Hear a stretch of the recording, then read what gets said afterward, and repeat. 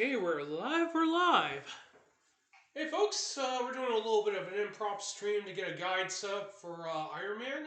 I did promise right after I did Juggernauts that I would cover Iron Man next for our beginner's guide for Marvel superheroes. So we're going to get that out of the way today. And today we're going to be covering Iron Man, aka Tony Stark, or better known by his actual real name, Anthony Stark. So he's one of the founding Avengers alongside Hulk. Ant-Man and Wasp and Thor. So he's been a long-time Avenger since the Avengers were conceived, and he's been pretty much a heavy fixture in most Marvel comics since then. Of course, his probably notable to date, of course, is Civil War. Pretty much, Iron Man's the equivalent of DC's Batman. Of course, both superheroes actually utilize technology to combat crime and to make up for their lack of superpowers. In Tony Stark's case, though, he utilizes a powerful suit with weaponry and gadgets and all sorts of high-tech usages for his form of combating foes, giving him access to powers like Unibeam and Repulsor Blast, just to name a few. It also gives him the ability to fly. He can survive in space and even underwater, for the most part. So throughout the years, Iron Man has pretty much developed a large number of suits to give him numerous advantages against various foes. He's also famous for creating a powerful suit meant to combat the Hulk, namely the Hulkbuster, which unfortunately we don't get to see in this game, unfortunately. But technically, most of his suits are basically meant to reflect the times, and of course, whenever technology gets implemented, Iron Man's suit adapts to the current technology of the period. So anyway, a little bit of info about Tony Stark, of course, is that he used to be more of a playboy philanthropy an inventor for the most part. Then he got an injury while he was in Vietnam, according to comic book lore. And apparently, along with another prisoner, he created his first suit to help him escape, as well as to prevent the shrapnel from going into his heart, pretty much. So if you watch the 2007 Iron Man, which pretty much explains how that happened, this is pretty much just the gist of what Iron Man had to do, pretty much, to keep himself from dying. So throughout all the decades after his introduction, he has to always have to have that certain piece of tech on him, on his body, to keep that shrapnel from killing him, obviously. Now, ironically, in his own ending in this game, he actually gains, he's actually cured of and healed of that injury, and he doesn't have to worry about the shrapnel. So it's no longer a part of the comic book lore, but it's nevertheless part of Iron Man's history. So Iron Man's pretty much fought a number of villains in general throughout the entire years, namely the Mandarin, AIM, and among others. But anyway, we're going to go ahead and cover Iron Man for the beginner's guide now. So Iron Man is pretty much our long-range fighter, pretty much, in regards to specials. He has plenty of means to get close to enemies and hit them from far distance with his unibeams or repulsor blast. He also has the ability to fly, and like Blackheart, he can also do air dashing as well, and he can have actually somewhat control when you perform it. So whatever direction you do with air dashing, he'll be able to do. But we'll cover that more in the movement. But technically, for the most part, most players will use Iron Man as their long-range fighter in general when they use his special moves. His combos actually require a zigzag formation, or punch, go through your three normals of light, medium, and heavy. But you can also alternate between doing light kick, medium punch, and then downwards heavy kick for a combo. His combos are very difficult to do, but high-level players that do master him will turn him into a massive threat. If you take a look at the tier list, anyone with flight like Magneto and Iron Man, he gets put up very high in general thanks to that ability. He can like do infinites all day long with flight and perform all of his combos with ridiculous amount of craziness ease. Same goes with Magneto, but they're not very easy characters to pick up in terms of learning the combo chain and whatnot. So it does take quite a bit of work, but this guide's not meant for combos, but it's meant to help players get into this game and to learn the ins and outs of the character through the basics. So we're going to go ahead and cover his movement. So Iron Man's movement is pretty decent in terms of walking speed. Moves a little bit slower when going back, but he moves pretty fast. Has okay jumping. And of course, he does have air dashing. And whatever air dashing you commit to, that's the direction he's going to do when he performs the air dash. This can be used for offense and even defensive purposes, or to avoid attacks, for the most part. Super jump plays, you can basically, he does have pretty good movement until you start going in a downward trajectory. So once you make your way down, you're going to be committed to one direction. But of course, he can also perform flight while jumping.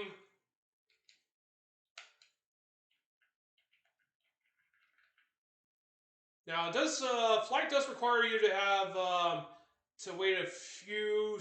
I think I'm guessing around 15 to 10 seconds. It could be a little bit more, but technically, flight is pretty much Iron Man's bread and butter when it comes to more advanced combos, and definitely requires mastery in general if you're planning to play a very high level with this character. But technically, when you super jump with him, he's going to pretty much dedicated to one specific direction for the most part. And of course, you can cancel it into flight or even go for air dashing. And his air dash can be pretty useful, similar to Blackheart. I think he and Blackheart are the only characters with air dashes in general. So anyway, that covers the movement for the most part. Let's go over the norms. So we'll cover his light punch first. So if you connect with the light punch here, he'll be able to do another one in single motion. This is his aerial light punch, and this is his crouching light punch.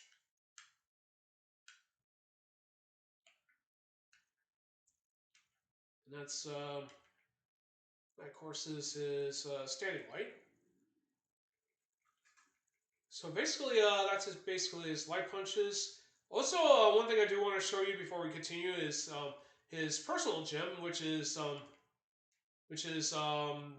Soul Gem. He's the only character in the entire game that has access to the Soul Gem, and when he does that, not only does he regain health, but he also gains the ability to siphon the opponent's special meter and apply it to himself. Now, technically, Blackheart's lightning moves also allow him to steal super meter as well. But technically, Iron Man's the only character that gets actually real access to the Soul Gem. Reality Gem's like the only thing Blackheart gets in general. Supergroth and Hulk have access to the Time Gem. Magneto and Juggernaut have access to the Space Gem for specials. And of course, Captain America, Spider-Man, Wolverine, and Psylocke have access to the Power Gems. To the Power Gem for their specials. Doctor Doom and Thanos and Anita don't seem to have any specialization with any of the gems, as far as my knowledge goes. But technically, since the Mind Gem is always in Thanos' possession whenever you do casual plays through the arcade ladder, it kind of makes sense as to why the Mind Gem never gets a special with any of the other characters. But anyway, now that we covered his gem specialization, let's go over his medium punch. So this is his standing medium punch. This is his crouching medium punch. This also acts as his launcher for air combos. And this is his aerial medium punch. So we're going to do this to attack the opponent with each one. Now that we've covered the medium punch, we're going to cover his heavy punch, which he'll do this as a standing heavy. Down, crouching heavy, it allows him to fire a missile. And This here is his jumping heavy. Now, interestingly enough, this is the downward and upward ones are considered a special move. So if you're holding up or down during the air with Iron Man or forward, you can actually alter the range of his heavy punch. So this could actually be useful in actual air combos. If you're pretty good at multitasking, which I'm not really good at for the most part. So this is basically the damage he deals.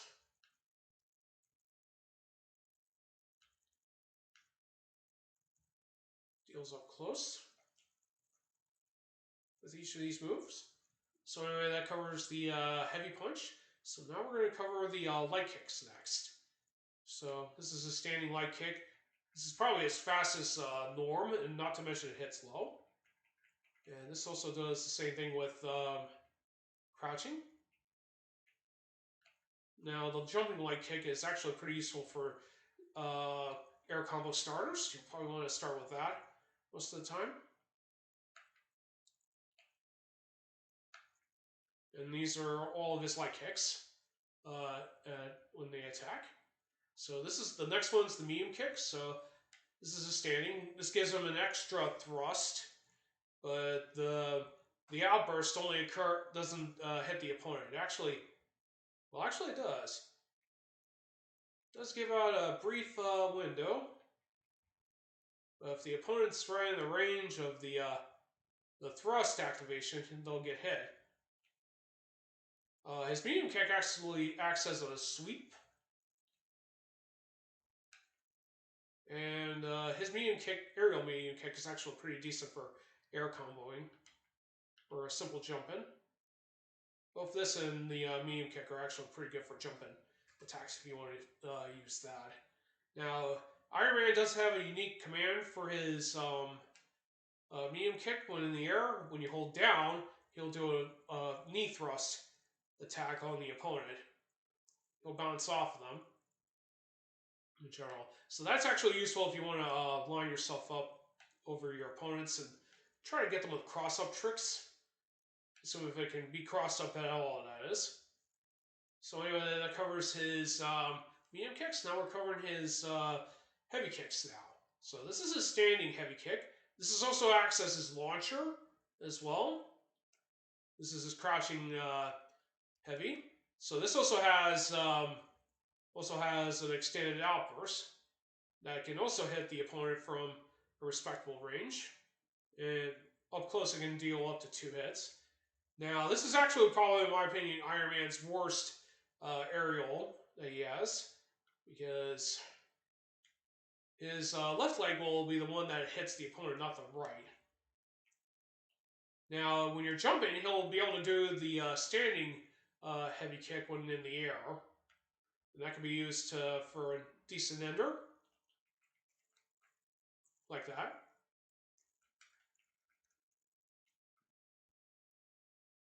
So basically that so this is the amount of damage Iron Man deals with close range on all of them.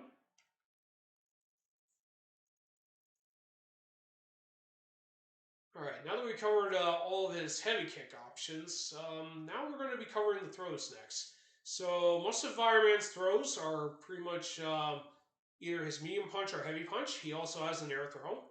We'll cover that first, which he'll do that. This is his medium punch throw, with either toward back or forward. This allows him to blast enemies away from him or put them on the opposite side. So this is his heavy punch throw. He'll shoulder attack, ram the opponent into a wall from a specific amount of distance. So this basically covers pretty much all of Iron Man's throws. Unfortunately, it's kind of hard to get combos. You can definitely chain this one into a combo or so.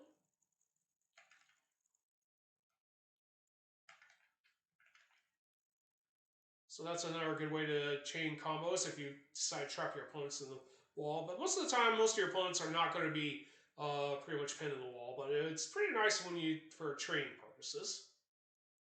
So anyway, that covers the throws. Now we're going to be covering all of his specials. And of course, we already covered the ones that aren't require additional directions. We already covered fly for movement. We also covered his air dash. Lift off, we already covered. And descending kick, we already covered. We already covered focus shots, higher shot, and lower shot as well. So this means the only ones we have left are basically his last three special moves. So the first one we're going to be covering is Unibeam. This is basically Iron Man's primary offense projectile, and depending on your strength of punch, when performing this from half-quarter circle, you can actually affect as to how long the beam lasts, as well as how much damage you deal. Of course, you want to be up close to deal the largest amount of damage. But this is basically his long-range projectile, and you'll be using this quite a bit. You can also slow Iron Man's descent when you do Unibeam. That can be very useful if you don't want to be hit by Juggernaut's Juggernaut quick Earthquake Punch, among other things. Oh, hey, Toe the Foe 2, how are you? Yeah, I'm doing my guide for Iron Man right now. And we're covering his special moves. So basically, the light unibeam is the lowest amount of damage.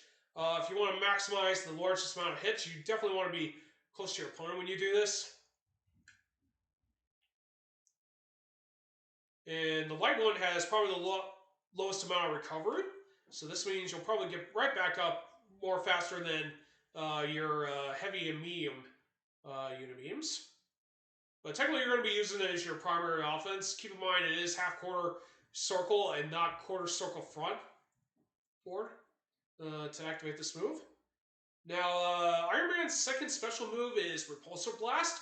This acts as his anti-air, but it has a surprisingly huge reach in general. And that can also be used for a two-hit combo. As you can see right here, you can basically drag your opponents, and they get hit twice if they're in close proximity. The strength of the punch actually affects the range of your Repulsor Blast. The heavy version gives you the longest range. The light punch version gives you the least amount of range, whereas the medium punch version gives you the more moderate range. And they're not very useful for setting up combos, but you can get some pretty interesting tricks. Technically, you'll probably use this as your go-to anti-air. You can also stop dashers, and the fierce version is actually pretty good because you can literally trap your opponents, and they get pulled into one of the other shots as well. So unfortunately, even though it fires off 4 beams, it eventually allows Iron Man to protect himself from both sides, not just front, but it also protects him from the back as well. So if they try to go for cross-ups, you can literally use it as a means to protect yourself from cross-up attempts or anyone trying to super jump right on top of you too. But it's best to experiment as to which one gives you the your ideal preferred range, and you also need to take into account your strength also affects your recovery time after the use of the move. So Iron Man's final special is Smart Bombs. On ground, it's not exactly impressive, but the strength of the buttons you punch and kick buttons you do is going to affect your range. The light gives you the least amount of range. The medium punches give you medium range, and the heavy ones give you a full screen advantage. But technically, your main goal is to pretty much use them in the air. Unfortunately, since I'm playing this on a controller, it is much harder to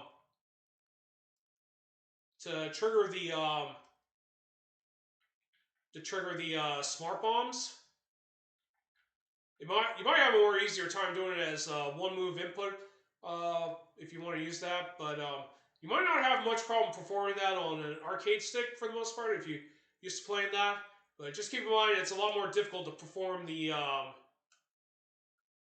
smart bombs. I think it's press button sensitivity that really affects as to, like, if you press a very long press, this is how you get your smart bombs, and this also applies to Wolverine's drill claw as well.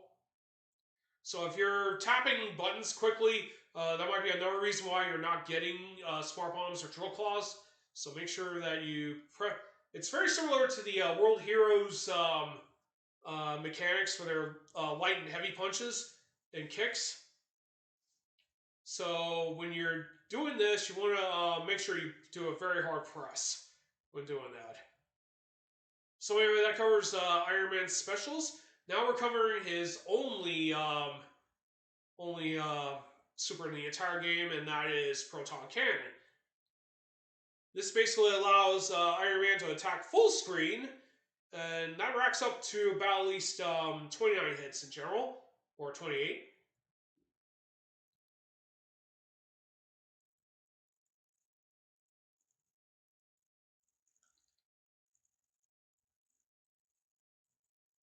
So yeah, you can definitely throw in a missile from long range and go straight into Proton Cannon for an additional hit.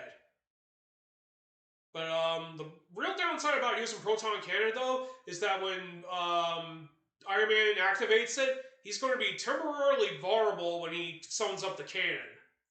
So when that happens, that does give your opponents plenty of time to avoid getting out of the way. But if they're in front of the cannon when you activate it, they will get hit by it, as you see right here.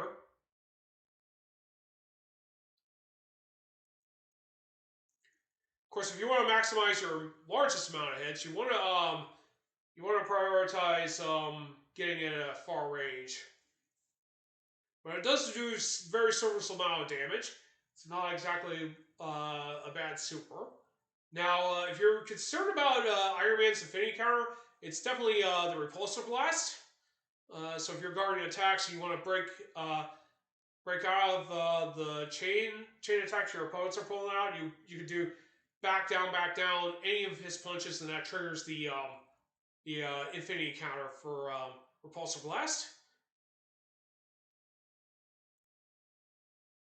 But yeah, Iron Man has two super bars, so that means you can maximize getting more proton cannons, and even save one for later for an Infinity Counter if needs be. But overall, once you master Iron Man's flight abilities and do air combos, he becomes straight up a menace. And you can definitely maximize his damage output to really keep opponents trapped, and they can't do much of anything when they do that.